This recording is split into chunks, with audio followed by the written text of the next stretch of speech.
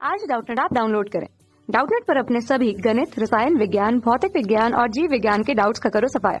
बस प्रश्न की फोटो खींचो, एक ही प्रश्न को क्रॉप करो और तुरंत वीडियो सोल्यूशन पाओ। अभी डाउनलोड करें। नमस्कार दोस्तों, आज हमारे पास प्रश्न है कि डेनियल सेल का नामांकित चित्र बनाइए। ठीक है, तो यहाँ पर डेनियल सेल का नामांकित चित्र यहाँ पर दिखाया गया है। डेनियल सेल का नामांकित चित्र।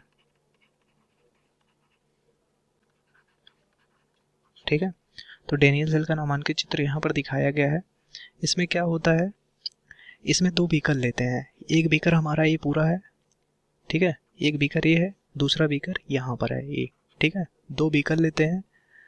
एक बीकर में हम लोग जडेन की छड़ को रखते हैं, जडेन की छड़ लेते हैं यानी जिंक की छड़ लेते हैं।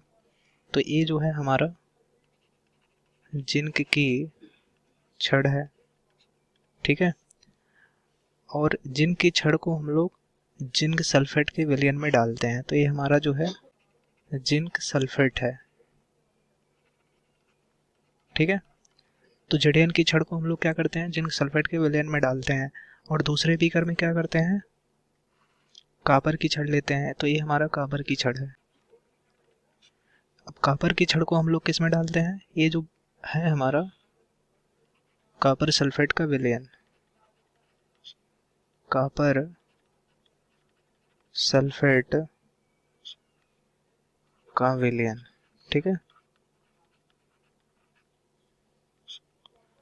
तो जिंक की छड़ को हम लोग जिंक सल्फेट के विलयन में डाल देते हैं और दूसरे बीकर में जो उपस्थित कॉपर की छड़ है उसको हम लोग कॉपर सल्फेट के विलयन में डाल देते हैं। ठीक, अभी दोनों बीकरों को जो है, दोनों बीकरों को एक यू आकार की नली से जोड़ देते हैं। ठीक है, ये हमारा यू आकार की नली है। ठीक है, ये हमारा यू आकार की नली है। तो जोड़ दिए इससे दोनों विलयनों को। ठीक, यू आकार की नली से जोड़ दिए। इस यू आकार की नली को हम लोग लवण सेतु भी कहते हैं। ठीक, लवण सेतु भी कहते हैं। लवण सेतु जो होता है,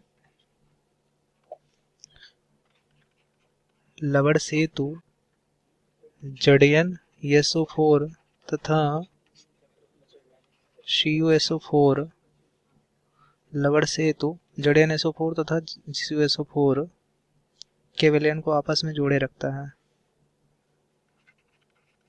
के विलयन को आपस में जोड़े रखता है।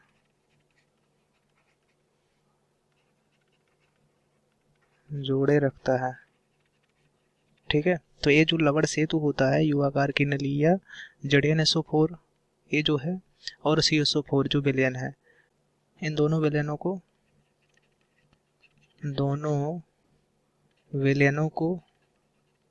वैद्युत रूप से उदासीन रखता है। वैद्युत रूप से उदासीन रखता है। ठीक है, उदासीन रखता है। तो लवण सेतु क्या करता है, लवण सेतु जो होता है वह जड़यन SO4 तथा CuSO4 के विलयन को आपस में जोड़े रखता है। ठीक है, ये जड़यन SO4 जो है और CuSO4 इन दोनों विलयनों को क्या करेगा, ये लवण सेतु जो है जोड़े रखता है। ठीक, और इनको दोनों विलयनों को विद्युत रूप से उदासीन भी रखता है। ठीक है, अब सेल का विभवांतर को मापने के लिए जो है दोनों छड़ को बाह्य परिपथ में विभवमापी से जोड़ देते हैं। ठीक है, तो ये दोनों, एक जो जिंक की छड़ है और एक कॉपर की छड़ है, इनको हम लोग, इनके जो बाह्य परिपथ है, ये बाह्य परिपथ है, इसको जो है विभवमापी से जोड़ दिए। ये विभवमापी है हमारा। ठीक है, ये क्या है, विभवमापी है, इससे जोड़ दिए हैं। ठीक, दोनों छड़ों के जो बाह्य परिपथ हैं उनको हम लोग विभवमापी से जोड़ देते हैं विभवांतर मापने के लिए। ठीक है, सेल का विभवांतर मापने के लिए, क्या मापने के लिए, सेल का विभवांतर। ठीक है, सेल का विभवांतर मापने के लिए दोनों बाह्य परिपथ को विभवमापी से जोड़ देते हैं। इतना समझ में आ गया। क्रियाविधि के बारे में जान लेते हैं। तो इसकी जो क्रियाविधि है, जैसे देखिए जड़यन की जो छड़ होती है वो बहुत ही क्रियाशील होती है, जिसके कारण जड़यन की छड़ का ऑक्सीकरण हो जाता है। ठीक है, और यह जिंक आयन दे देता है। जड़यन की जो छड़ होगी वह क्या करेगा, जिंक आयन दे देगा। जड़यन 2+ आयन, ये जिंक आयन है। ठीक है, कौन देगा, जिंक की छड़।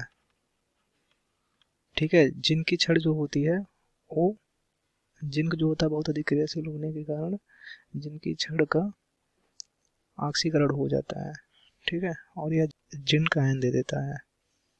और जिंक आयन जो होगा छड़ से विलयन में आ जाता है, छड़ से ZnSO4 के विलयन में आ जाता है, ठीक है।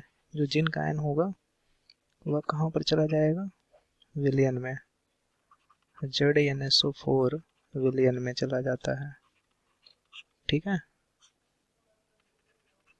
तो जिंक अधिक क्रियाशील होने के कारण यह जिंक की जो छड़ होगी वह ऑक्सीकृत हो जाएगी और जिंक आयन देगा, और जिंक आयन जो होगा वह ZnSO4 विलयन में चला जाएगा, ठीक है।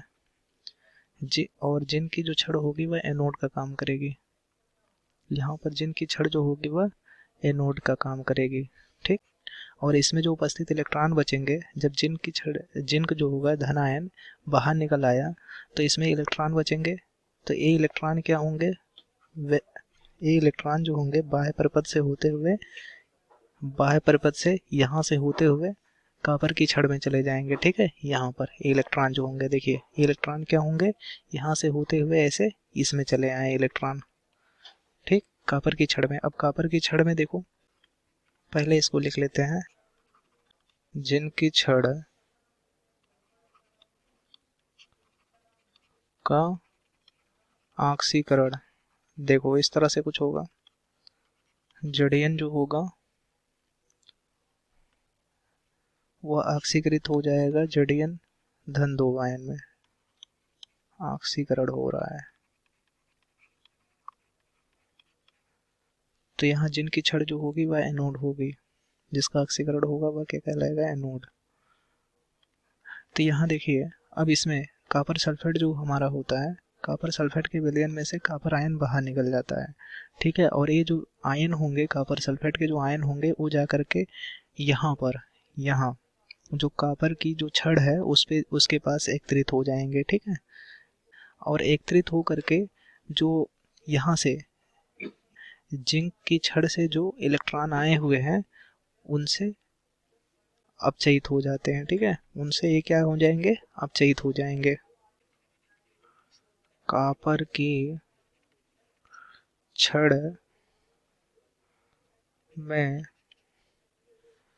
की छड़ में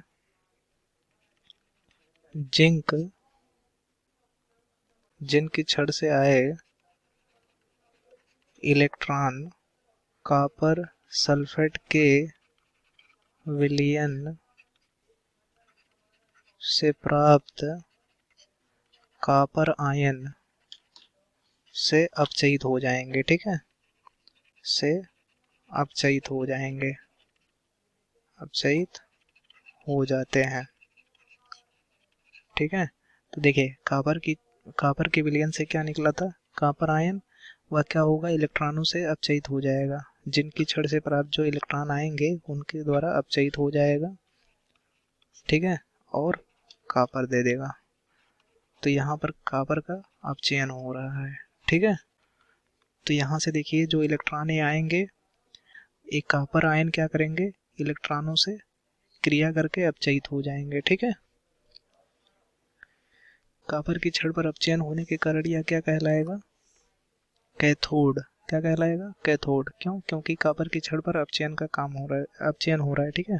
डैनियल सेल में क्या होगा, इलेक्ट्रॉन जो है ZnSO4 विलयन से CSO4 विलयन की तरफ जा रहे हैं, अर्थात जिंक की छड़ से होते हुए कॉपर की छड़ की तरफ जा रहे हैं। और विद्युत धारा का जो प्रवाह होता है वह इलेक्ट्रॉन के बहने की विपरीत दिशा में होता है, इसलिए जो है विद्युत धारा का जो प्रवाह होगा वह कॉपर से जिंक के छड़ की तरफ होगा, ठीक है। यहाँ लिख देते हैं, इलेक्ट्रॉन की बहने की दिशा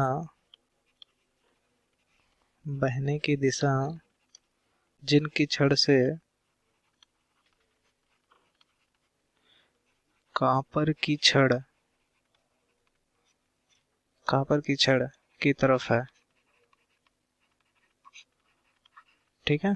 इलेक्ट्रॉन की बहने की दिशा जिंक की छड़ से कॉपर की छड़ की तरफ है, इसलिए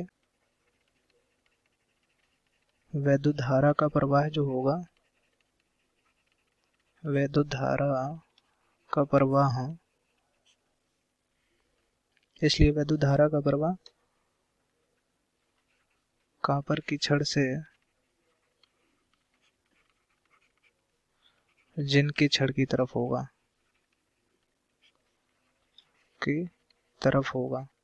वैद्युत धारा का प्रवाह जो है इलेक्ट्रॉन के बहने की विपरीत दिशा में होता है। तो इलेक्ट्रॉन की जो है जिंक की छड़ से कॉपर की छड़ की तरफ बह रहा है, इसलिए विद्युत धारा का प्रवाह क्या होगा, कॉपर की छड़ से जिंक की छड़ की तरफ होगा। ठीक है, जिंक की छड़ की तरफ होगा। ठीक, तो ये हमारा पूरा दिखाया गया है, चित्र जो है दिखाया गया है।